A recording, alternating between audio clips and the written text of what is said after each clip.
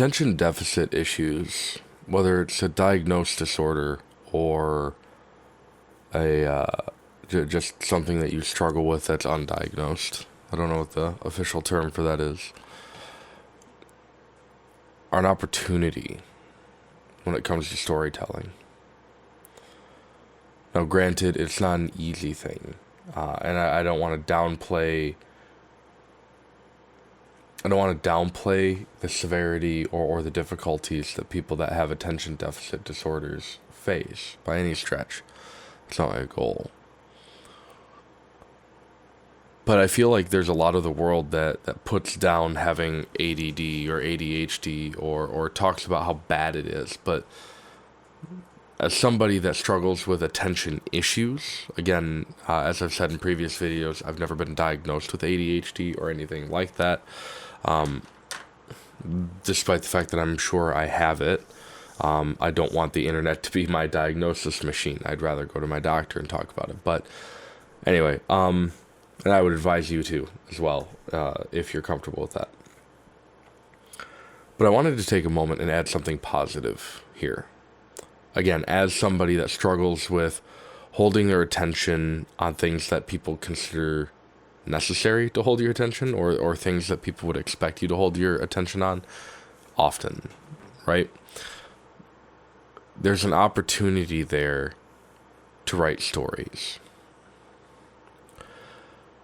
My life mentally might be chaos. Now, if you look at my life, or if you were to look at my life is actually fairly organized. Should probably fix my lighting a little bit.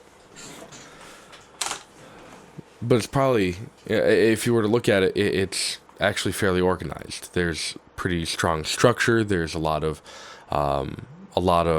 time slots that are filled. I know exactly when I can do this, and this. But that's been kind of imposed on me over years. 10 years professionally, and of course before that, school. But what about in those times where I haven't taken the time to actually schedule something out?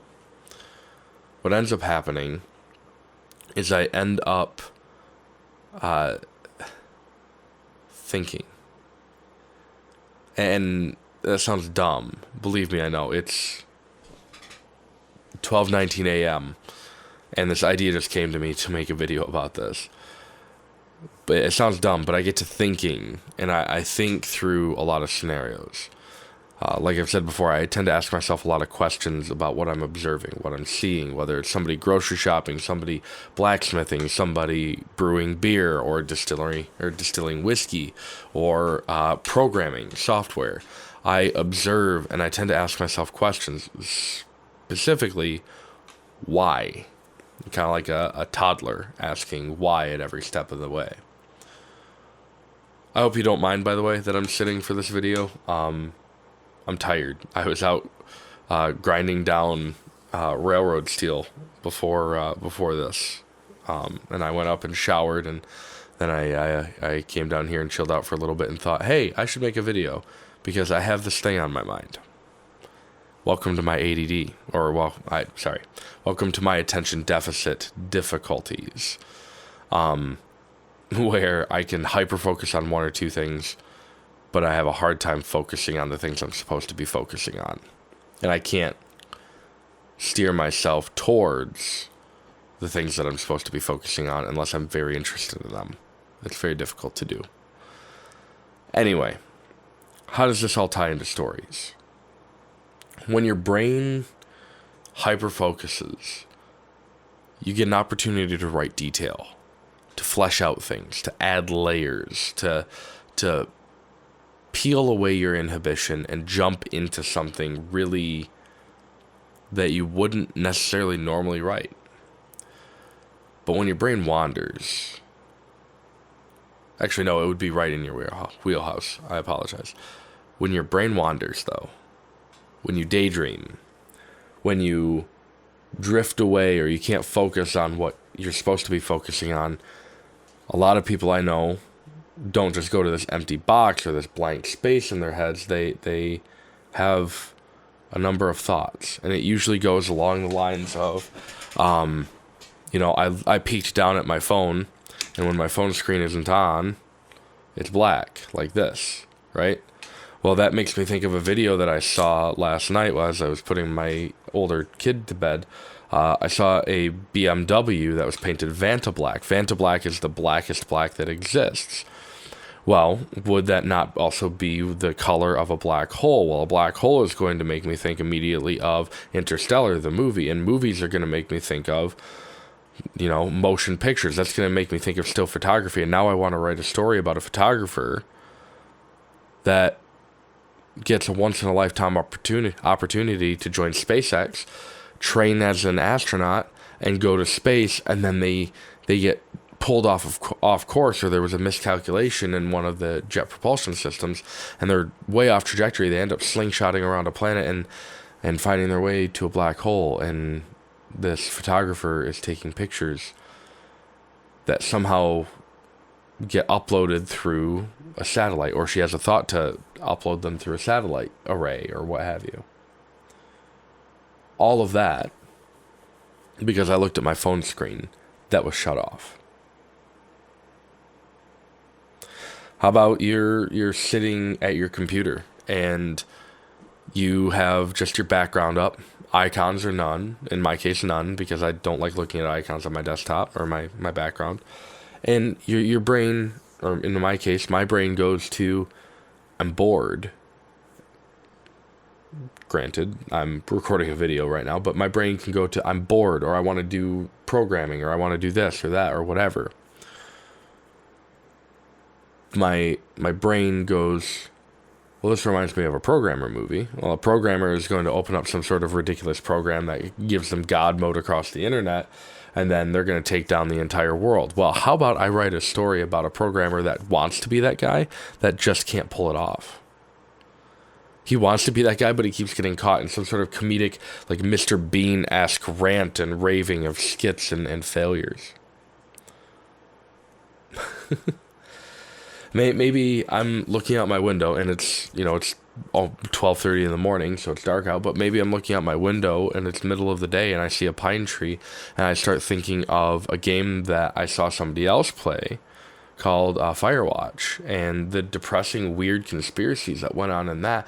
What if we wrote a book about a Bigfoot hunter that finds the remains of a Bigfoot and then tries to broadcast them, and what are the struggles that this individual has trying to get his observation recognized as an actual scientific discovery? These are some ideas and things that literally just popped into my head. I'm not joking. I come up with ideas and I'll pull up an article and I'll read through it real quick before I record a video sometimes, but none of my videos are scripted. None of my videos really have a plan going into them. I come up with a topic and I just spit stuff until it's a video. I've been sitting here for almost 9 minutes of recording, and the only thing that I can say is this is exactly how my brain works all the time. That's a little bit weird to think about. But as I think about it, that makes me think of the synapses in my brain firing, which looks like a web across my brain. And now I'm thinking about a story of zombies, but they're not zombies. They're live people that are infected by a parasite. Maybe it's a series of spiders that burrow into their skulls somehow, or hatch eggs inside of the body, and they find their way up to the brain, and they create a web around it, and it short circuits the nerves, and that creates this epidemic that might be a new zombie movie, a post-apocalyptic zombie movie.